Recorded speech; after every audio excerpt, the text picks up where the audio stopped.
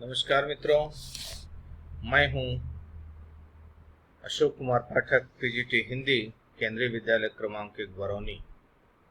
आज मैं जो विषय लेकर प्रस्तुत हुआ हूं वह है आपका काव्य खंड। और काव्य खंड से जो मैंने कविता उठाई है उसका शीर्षक है उमाशंकर जोशी जी द्वारा रचित छोटा मेरा खेत। इस कविता में उमाशंकर जोशी जी ने कृषि कर्म के रूप में कवि कर्म के हर चरण को बांधने का और दिखाने का प्रयास किया है। चलिए आगे चलते हैं।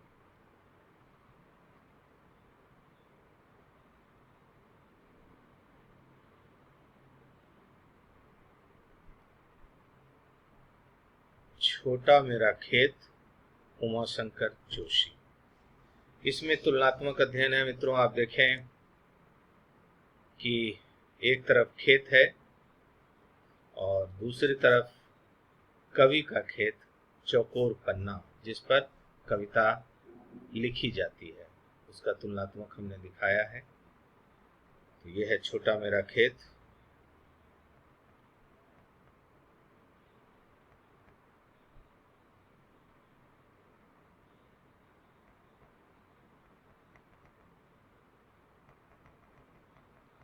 अब कवि परिचय के रूप में है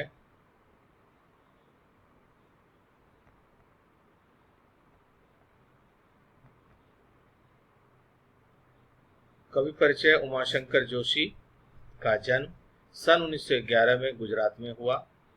उनकी प्रमुख रचनाएं हैं विश्व शांति, गंगोत्री, निशीथ, प्राचीना, आतिथ्य, वसंत वर्षा, महाप्रस्थान, अभिज्ञा एकांकी है यह, सापना भरा, शहीद कहानी है, श्रावणी मीणो, विसामो यह उपन्यास है, पारंग काजरण्या ये निबंध है, गोष्ठी, उघाड़ी बाड़ी, क्लांत कवि, मारा सोनेट, स्वप्न प्रयाण ये संपादन उन्होंने किया इसका।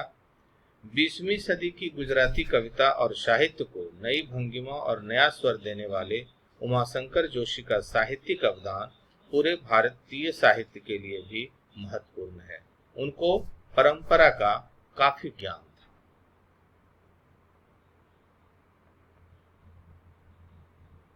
अब कविता का अंश है जिस कविता को हमने चुना है, शीर्षक है छोटा मेरा खेत।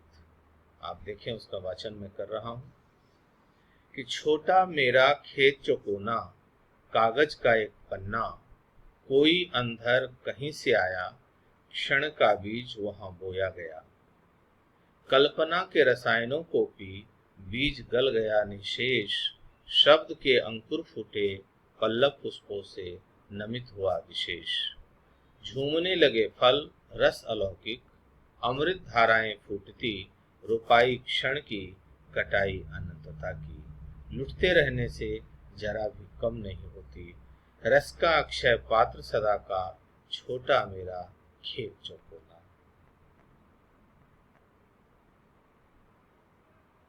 अब कविता के बारे में बातें करेंगे हम लोग। इस छोटा मेरा खेत कविता में कवि ने रूपक के माध्यम से अपने कवि कर्म को कृषि के समान बताया है। किसान अपने खेत में बीज बोता है, बीज अंकुरित होकर पौधा बनता है, फिर पुष्पित पल्लवित होकर जब परिपक्वता को प्राप्त होता है तब उसकी कटाई होती है। यह अन्न जनता का पेट भरता है। कवि कागज को अपना खेत मानता है। किसी क्षण आई भावनात्मक आंधी में वह इस कागज पर बीज वपन करता है। कल्पना का आश्रय पाकर भाव विकसित होता है। यही बीज का अंकुरण है। शब्दों के अंकुर निकलते ही कृति रचना स्वरूप ग्रहण करने लगती है। इस अंकुरन से प्रस्फुटित हुई रचना में अलौकिक रस होता है जो अनंत काल तक पाठक को अपने में डुबाए रहता है। कवि ऐसी खेती करता है जिसकी कविता का रस कभी समाप्त नहीं होता। अब कविता में आए जो कठिन शब्द हैं उनमें से कुछ शब्दों को चुनकर उसका अर्थ यहाँ बताने की मैंने एक छोटी कोशिश की है। जैसे शब्द आया अंधड़, उसका मतलब है कि आंधी का तेज झोंका। निशेष मतलब पूरी तरह। नमित झुका हुआ। अलौकिक दिव्य अद्भुत। अक्षय कभी न नष्ट होने वाला। पात्र मतलब बर्तन।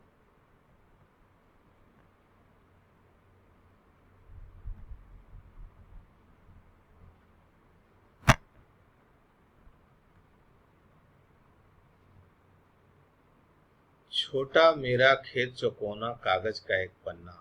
दोनों उदाहरण आपके सामने ऊपर है। बाईं तरफ खेत, दाईं तरफ कागज का एक पन्ना है। और कवि यहाँ कहना चाहता है कोई अंधर कहीं से आया कि मैं भी एक प्रकार का किसान हूँ। कागज का एक पन्ना मेरे लिए छोटे से चौकोर खेत के समान है। अंतर इतना ही है कि किसान जमीन पर कुछ बोता है और मैं कागज पर कविता उगाता हूँ।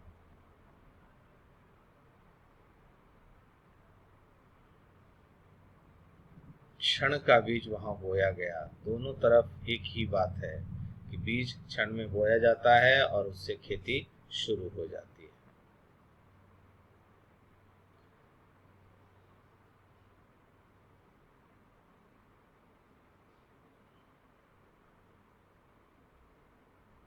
जिस प्रकार किसान धरती पर फसल उगाने के लिए कोई बीज उगाता है, उसी प्रकार मेरे मन में अचानक आई आंधी के समान कोई भाव रूपी बीज न जाने कहां से चला आता है। वह भाव मेरे मन रूपी खेत में अचानक बोया जाता है।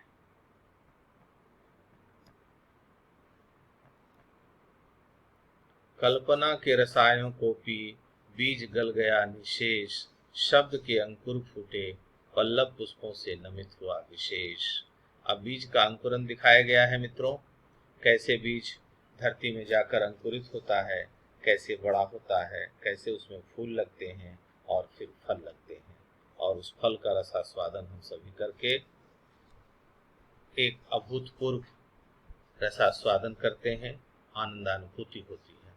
जिस प्रकार धरती में बोया गया बीज विभिन्न रसायनों, हवा, पानी, खाद आदि को पीकर स्वयं को गला देता है और उसमें से अंकुर, पत्ते और पुष्प फूट पड़ते हैं, उसी प्रकार कवि के मन में उठे हुए भाव कल्पना रूपी रसायन को पीकर उस भाव को अहम मुक्त कर लेते हैं, सर्वजन का विषय बना डालते हैं, सबकी अनुभूति बना डालते हैं। सब शब्द रूपी अंकुर तब जाकर के शब्द रूपी अंकुर फूटते हैं।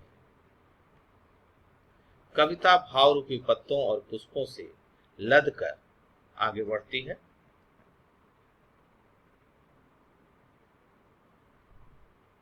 झूमने लगे फल रस अलौकिक।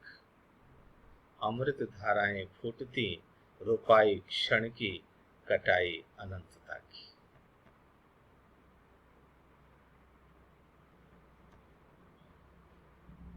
लुटते रहने से जरा भी कम नहीं होती। अब खेत पककर तैयार है। किसान उस खेत में जाकर के फसल की कटाई कर रहा है, तो कटाई अनंतता की, लुटते रहने से जरा भी कम नहीं होती। कि यह कविता ऐसी फसल है जिसको जितना भी लुटें, जितना आस्वादन करें, उसका स्वाद कभी फीका नहीं होता, कम नहीं होता। जब कवि के मन में पलने वाला भाव पक कर कविता रूपी फल के रूप में झूमने लगता है, तो उसमें से अद्भुत अलौकिक रस झरने लगता है। आनंद की अमृत जैसी धाराएं फूटने लगती हैं। सचमुच किसी भाव का आरोपण एक विशेष क्षण में अपने आप दिव्य प्रेरणा से हो जाया करता है, परंतु कविता के रूप में उसकी फसल अनंत काल तक मिलती रहती है। कविता की फसल ऐसी अनंत है कि जिसे जितना लुटाओ वह खाली नहीं होती, वह युगों युगों तक रस देती रहती है। रस का अक्षय पात्र सदा का, छोटा मेरा खेत चौकोना। कि कवि के पास कविता रूपी जो चौकोर खेत है, वह रस का अक्षय पात्र है, जिसमें से कभी रस समाप्त नहीं होता। कविता शाश्वत होती है।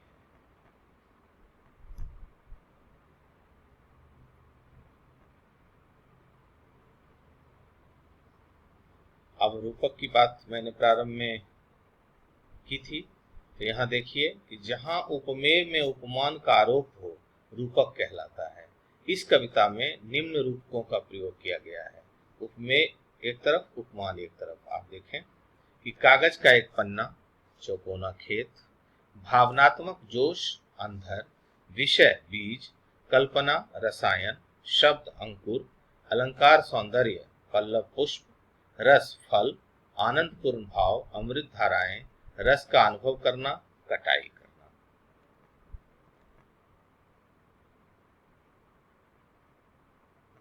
अब पाठ्य पुस्तक के बोधात्मक प्रश्न हैं जिस पर विचार करना जरूरी है कि छोटे चौकोने खेत को कागज का पन्ना कहने में क्या अर्थ निहित है। दूसरा प्रश्न है, रस का अक्षय पात्र से कवि ने रचना कर्म की किन विशेषताओं की ओर इंगित किया है। और तीसरा प्रश्न है कि रचना के संदर्भ में अंधर और बीज क्या है। तो जो मैंने पहले आपसे चर्चा की है उसी में इस सारे प्रश्न के उत्तर छिपे हुए हैं। आप लिखने का प्रयास करें। अब गृह कार्य के रूप में जो दिया गया है कि अपनी कल्पना के सहारे व्यक्तिगत भावनाओं पर आधारित कोई एक कविता लिखिए और कविता का भावार्थ अपने शब्दों में लिखिए। तो ये रहा आपका गृह कार्य। अब कुछ परीक्षोपयोगी प्रश्न एवं उत्तर भी मैंने देने की कोशिश की है कि जो बोर्ड परीक्षा में बराबर इस पाठ से प्रश्न पूछे जाते हैं। छोटे चौकोने खेत को कागज का पन्ना कहने में क्या अर्थ निहित है, अथवा कागज के पन्ने की तुलना छोटे चौकोने खेत से करने का आधार स्पष्ट कीजिए। इसका उत्तर भी मैंने मित्रों यहाँ लिखा है। ये सब प्रश्न ऐसे हैं जो हर वर्ष लगभग घूम फिर कर आते ही हैं। आप इसे ध्यान से पढ़ेंगे और याद करके लिखने की कोशिश करें। दूसरा जो प्रश्न लिया है बहुत ही महत्वपूर्ण प्रश्न है कि छोटा मेरा खेत कविता का रूपक स्पष्ट कीजिए। इसका उत्तर मैंने दिया है, आप इसे देखेंगे और इसका अभ्यास करेंगे। तो मित्रों, आप सबका धन्यवाद। फिर किसी विषय के साथ मैं आपके सामने उपस्थित होऊंगा। तब तक के लिए इजाजत दीजिए। बहुत बहुत धन्यवाद।